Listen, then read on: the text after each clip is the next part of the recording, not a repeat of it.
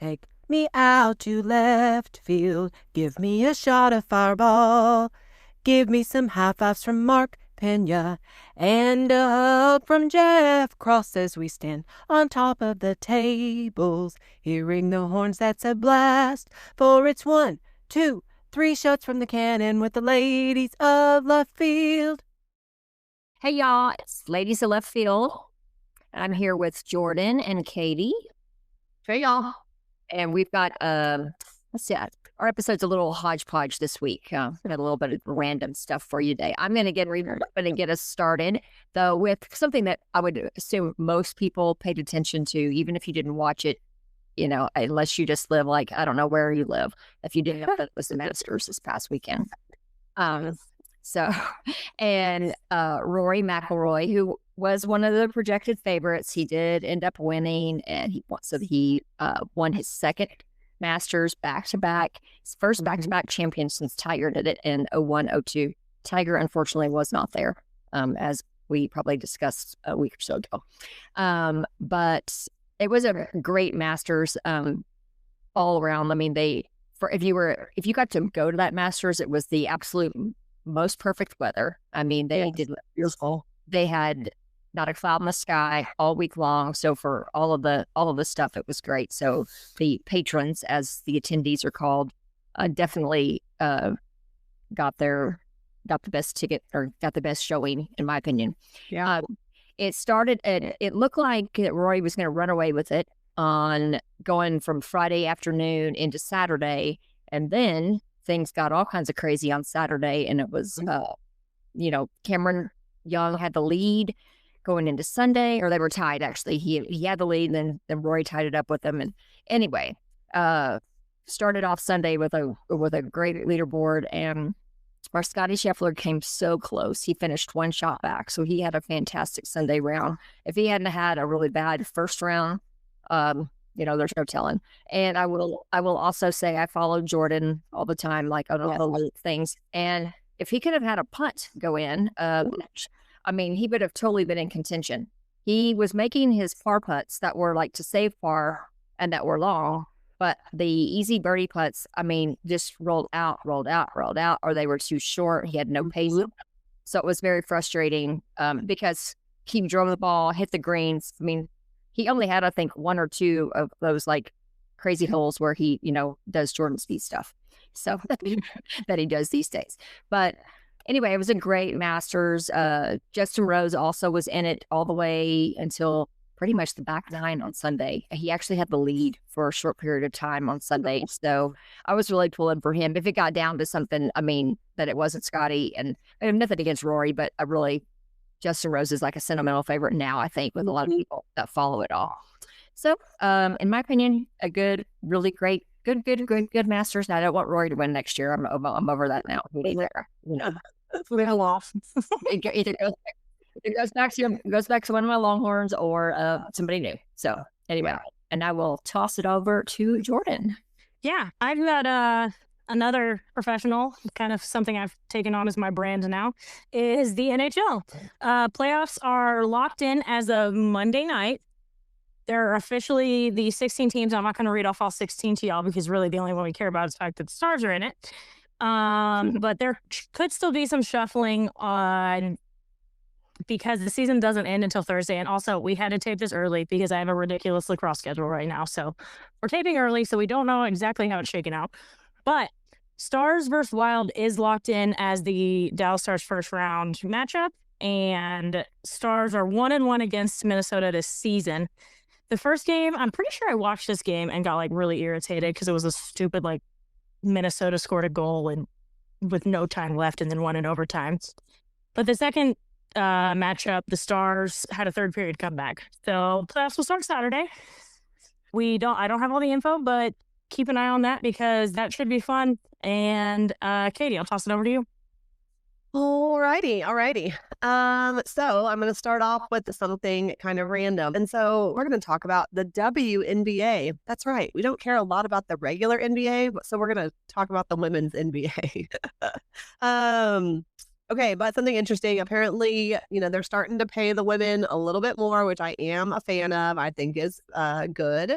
And so apparently the number one pick, Fudd, Fudd, landed a record-breaking rookie contract with the Dallas Wings for a whopping $500,000. We're a WNBA team now. We are not an NBA team. We don't care about the Mavs. We're watching the Wings. Yeah. That's not true, but... Yeah, no, not at all. But also, I mean, this is kind of wild to think that this is a record-breaking contract for $500,000, y'all. When you think about what an NBA player makes, you know, it's crazy. Yeah. Comparison. And also to start to wonder, like what she might have gotten NIL wise. Right. Is she from South Carolina or LSU? Fudd is actually I thought she was Notre Dame. Oh, okay. I recognize her name, but I was thinking so. Yeah. So okay. Shows how much I know. Sorry. All right. Yeah, we're not the experts. I'm just letting you know. If Texas didn't play them, we don't care. Exactly. UConn. She's a UConn guard. So there you go. She played at UConn, y'all. And she was there for a while. She was there from 2021 to 2026. So, you know, she's a 3-point shooter. She has a great mid-range game. So good for her. Happy for her. And our own Rory Harmon that we do love, that is a Texas Longhorn, also got drafted. She was the number 34 overall pick, which is the third round in this draft. And she is going to the Washington Mystics. So we're happy for Rory. She's a great teammate. But that's also just silly. Like, this woman made it to the Final Four. How did she drop to the third round? Granted, right. I don't know a whole lot about the WNBA draft, but when I saw that, I was like, I don't know about that. Yeah. I mean, that's what Vic Schaefer was definitely, you know, I think knew that she didn't have a good draft pick and was definitely trying to, you know, hype her up and was like, man, if you don't take this player, then you're wrong. So, anyways, we'll see. I don't know. We might probably not see because we don't watch the WNBA, but there you go. There's your scoop on the draft. Yeah. Okay. Now on to something we actually do care about. This is college baseball, specifically around the SEC, because that's our conference. It's also the best conference in college baseball, no doubt. But right now, we are exactly midway through the SEC conference games, and so we've played 15 out of our 30 games. Crazy enough, the top 10 of the SEC teams are in the top 25 of overall college baseball, which is wild. So they are the dominant conference for sure. A couple of fun stats. Every SEC team has lost a conference series, which is good for us considering we just lost to A&M both games. We didn't get to play a third. We'll come back to that. It sucked. But I don't know. I guess, did you consider that a conference loss, y'all, even though we didn't play 3 games? I mean, it's still 2 of 3, so yes. Yeah, well, no, and actually though, but it could come to play in the percentages. Like, so that's going to take me off. It's really going to take me off. Yeah, we're short 1 game. I remember this happening to us several years back in the Big 12. We lost one. We ended up not getting to play one of our games. It might have been against, I don't know, like West Virginia or something. It's like, I remember this too, Case. Yeah, and so it did play a factor. It played a factor in the standings. That I mean, because it doesn't just go on like your wins and your loss. It literally is the percentage if it comes down to something like that. Yeah. So for us, it won't hurt because I mean, those were lost. I mean, I don't know. Well, I guess it could. Who knows? Who knows? Yeah. I mean, you gotta think we were all hoping we were going to win on Sunday and have a little bit of redemption, but you don't know. And so that's what I say. Is the only thing is you're missing that 1 win now. So like, right. So anyways, but Texas is still the highest ranked in the SEC for D1 baseball. Right now, though, in the SEC, Georgia does hold a 1.5 game lead over us. So currently Georgia is at 11-4. We are at 9-5. But again, D1 baseball has us ranked number 4 in the country and Georgia ranked number 5 in the country.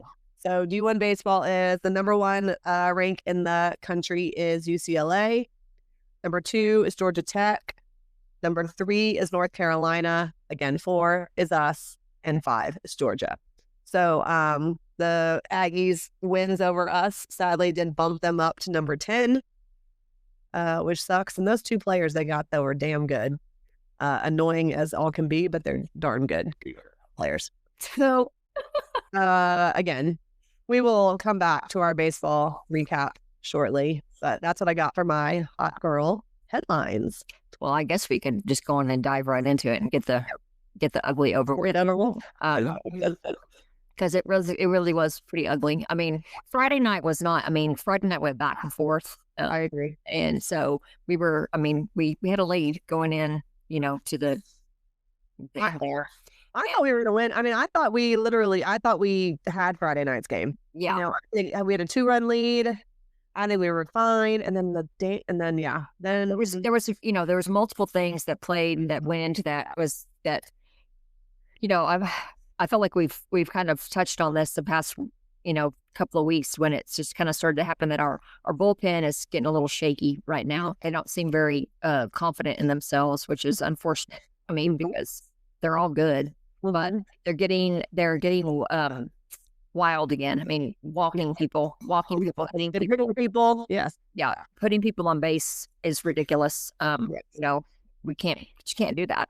And then we had a few players that didn't seem to want to swing the bats or whatever, especially on Friday. Agreed. That was a little rough. But because I mean, I was one of the ones, and I know Katie, we talked about this Saturday. I don't know about you, Jordan. I don't know if you got to watch the Friday night game, but I was like a little iffy. Parts. Like I was in and out because I was traveling, so I watched this obviously the sad part, and then same deal like Saturday. I had a game, so I only watched losing part. So Friday, I just felt like they pulled Ruger like really early, or I mean.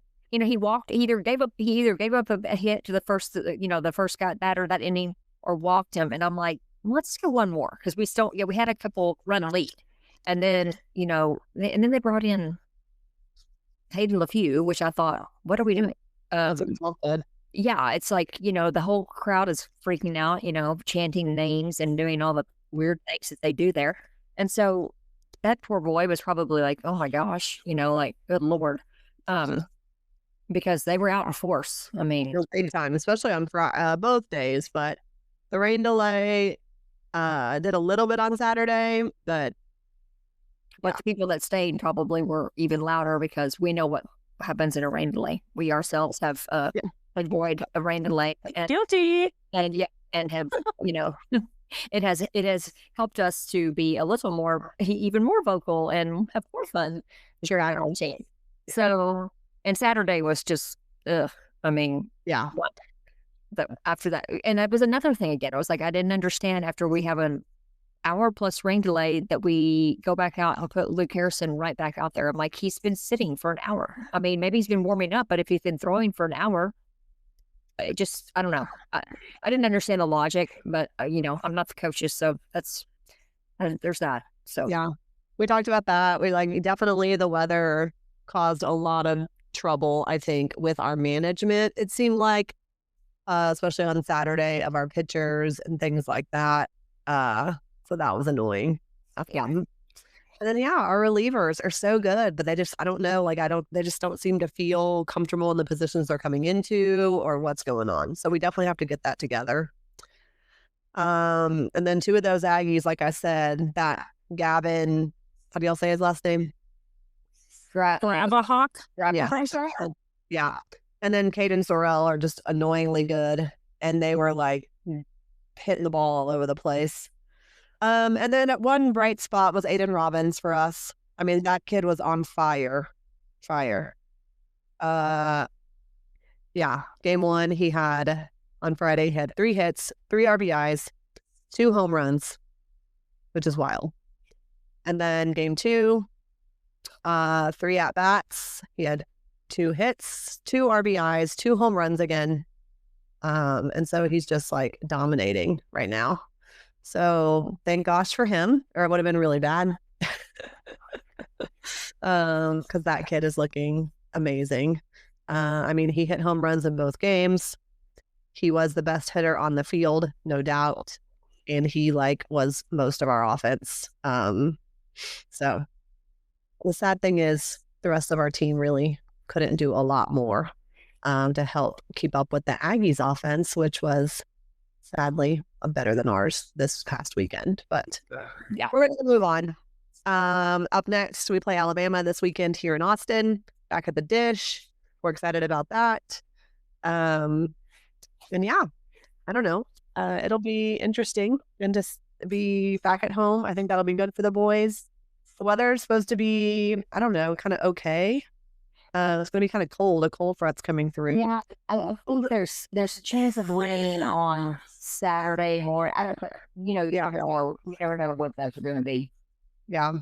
I mean, Alabama is right now 1, 2, 3, 4, 5, fifth in the SEC. Their record is 8-7.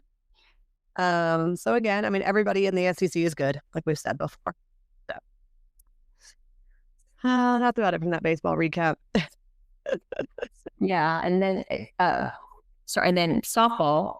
Oh yeah, they had a bit of a hardship, but they did bounce back on Sunday and had a huge win Sunday, which was really good. And actually, when you go back to those games, they were all close. The softball games. The softball games, yes. And so, Well, that's the thing. How many did I know? I watched them. Now I'm not remembering. Did the first 2 go into extra innings? Did all of them go into extras? no, Sunday went into extras. Friday did not go to extras because we lost 3 last game. Okay. Yeah, I mean, I guess that's it. Yeah, so softball did finally beat OU again. Like y'all said, all the games are super close. Hopefully, we're kind of pulling ourselves out of like a mid-season slump. Yes. Softball next plays Georgia, and they actually play them Saturday, Sunday, Monday series, which is a little different. So, who has other around the horns to share? I know Casey, are you working football at all this weekend? I am. So this weekend we have the football reunion and lettering reunion. And sorry, I've been trying to get that game on and just never mind. But it is on Saturday, instead of a spring game, it'll just be Practice. But it is open. It'll be played in the stadium, DKR. So it's open to the public, admission's free. They're doing like a miniature game day situation with miniature Bevo Boulevard activities going on the north end of the stadium, on DeLost Dodds Way. And Bevo will be there and smoking a cannon. You can get pictures. And once the practice is over, fans are able to go onto the field, and line up for autographs and pictures. Of course, they'll have a limited time, so you can't just expect to automatically get Arch's autograph if that's what you're doing, or you get in line for whatever you're going to do. It said that the line will start at gate 32, which is the southeast corner of DKR, and they expect people to be there at the crack of dawn, lining up. They won't even watch the practice; they'll just be standing there in line to get autographs. Yeah. So that's all happening. Of course, that is all. I think that's all kind of weather contingent. Football won't really. They may not make a decision on if the weather's bad. They're not going to practice out there. They're not going to risk doing anything crazy. So if they have to move their practice to the bubble, then that's the end of that for fans. But yeah, the end of that. But I'm sure Texas Athletics will send out something on how to modify for the autographs and all that kind of stuff. So that is happening this weekend for football. And then at baseball this weekend is Chance Ruffin. He is the tradition game for Saturday. Oh, that's cool. So yeah, that's awesome. So we have him, and then another great thing that happened for our athletic department was women's tennis won the SEC regular season title this past weekend. So that's the second straight. So I think now we've won 4 SEC titles, 4 or 5 this year. We're tied with Florida with who has the most. and from a cumulative 2-year period, we are ahead of everybody. So that's our little bragging point that's going on right now. So Love it. And then one last thing I'll just show, since I'm the one that follows it. Men's golf won Ford Collegiate. Is that what it's called? Yeah, Ford Collegiate this week. It's their third team win, and we had 3 players do outstanding. We had Christian Moss tied for first, and I don't know how to say Matt Comegas. I don't know how to say that last name. He finished tied for third, and then Luke Potter finished 5th. So I mean, like, that's have 3 in the top 5 is very impressive. So and how many strokes did they win by to have 3 individual titles? I think individuals up there. Like, damn. Yeah, it ended up being a little closer because Auburn came back, and I think Auburn also had players the same kind of situation. Like, they had a bunch of players get up there. Gotcha. Yeah, individual number. Yeah, okay. Yes, like it was like both teams, were dominating, and then it was, after that, a bit, a kind of a drop off of that. But so that was, and Auburn, I believe Auburn's ranked number 1, so that's a big win big tournament win for our guys. Nice. Oh no, I take that back. They won by They won by 11 strokes, so they did good. Yeah, that's awesome. Yeah. And then while we're on golf, real quick, I'm just going to do a little shout out about my nephew. Yay! Hunter. Yeah. He advanced to the state tournament. Woohoo! I guess. But this is Tuesday this week when we're recording. Sorry, folks, but so he advanced to the state tournament. He took up golf about 2 years very seriously, or about 1.5 years ago. I mean, he's played, his whole life with my brother and stuff. But about 1.5 years ago, he got real serious about it and wanted to really focus on it. And he made it as one of the top 3 individuals. His team just barely missed going, so he made it as one of the top 3. He's the 3rd individual. So y'all, he had a really great round and shot a 69. Yes, yesterday. Yeah, on the first round, he shot at 69. That is crazy. And then that's so cool. Yeah. Oh my God, that's awesome. Yeah, it's very impressive.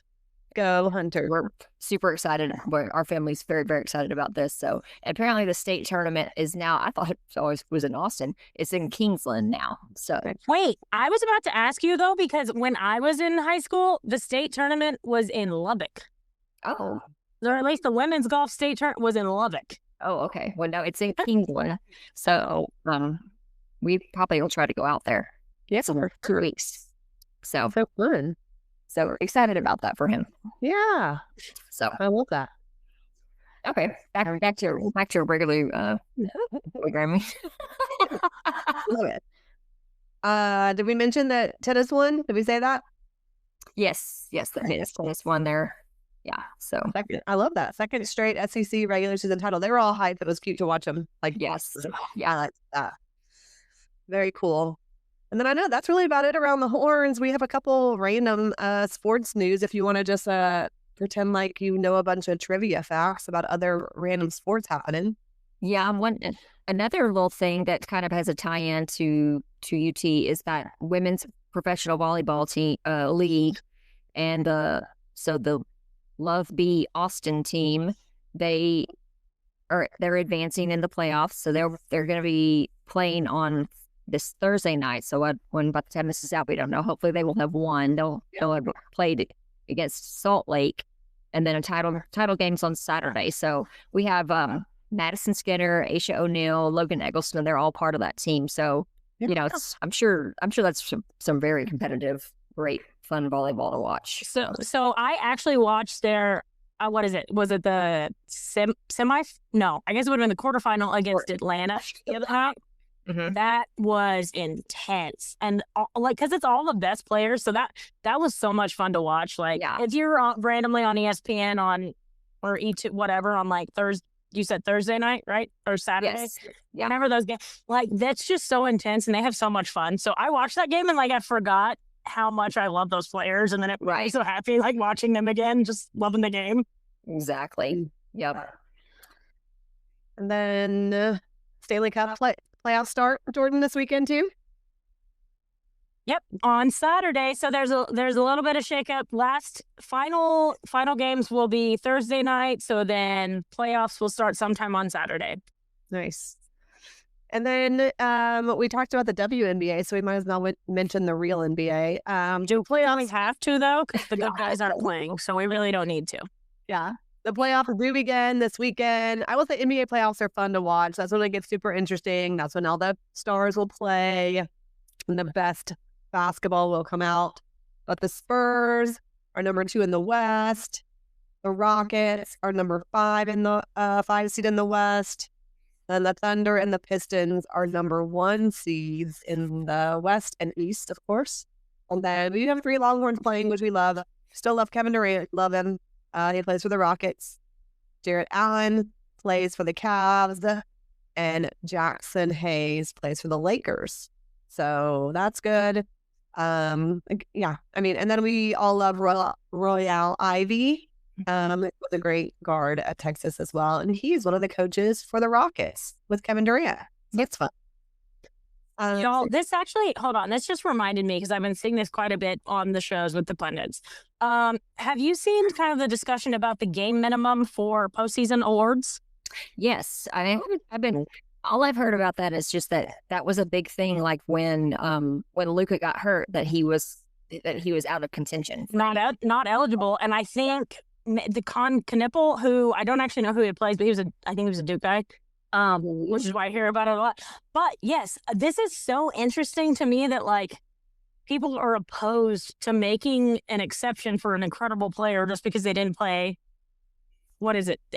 60? I don't remember. I don't know what the number is of the games, but yeah, it was like if you know that guy's the MVP, and I'm sorry he got hurt 2 games below the threshold, like give him the award. This is silly. That's interesting. Yeah. You know? Yeah. So we'll see. Anyway, that's just one I kept hearing on like Sports Center and stuff, and I was like, this is silly. I get what you're saying, but I also, I don't want it to be because of a legit injury, but I do think so many guys sit out through the regular season, not due to injury. Right.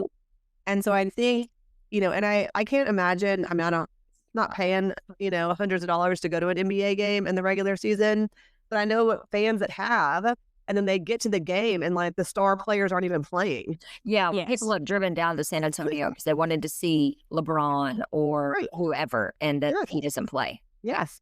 So I think that's crappy. And to me, I wonder if that's why they're kind of trying to instill this thing about like, you just can't sit out all freaking season and then come in and like be the superstar and get awards. Like, I think it's different if you have a legit injury versus, I don't know, like, I'm trying not to get injured, but still, like fans are paying a lot for product, and you got to kind of show up still. So yeah, but I mean, I hear you, and that's why there's the game threshold in the first place. So I guess in my mind, I'm like, well, it's common sense. Like you're not going to give it to Joe Schmo who thinks he should be MVP and played 4 games. Like I don't know. It's just one of those, like, you feel bad for people who might genuinely deserve it, but they didn't reach the threshold, so they're out of the running. And I know they call it, I don't remember exactly what the term is, but there's some sort of like, some circumstances clause in that. And I guess this year is why it's such a big reason, because there's a couple players who meet that threshold or who don't meet the threshold, but could use the clause to win the award. And I'm like, well, that's just unfortunate that it's one year that you have all these guys that got hurt at the same time. Yeah, that makes sense. Okay. Well, I'm excited to go to left field this weekend and kind of get some of our groove back and look good, hit good, pitch good. So, Case, are y'all coming out to? I'm going to try to. We have Top Golf on Friday afternoon with football. So just whenever I get done with that, and then if I can find a place to park, I mean, I'm not going to kill myself to, and then Saturday I plan to come after football's done. So yeah. Same. All right, Jordan. Well, we miss you, but always in spirit, everybody. We will see y'all in left field. See you in left field. In left field.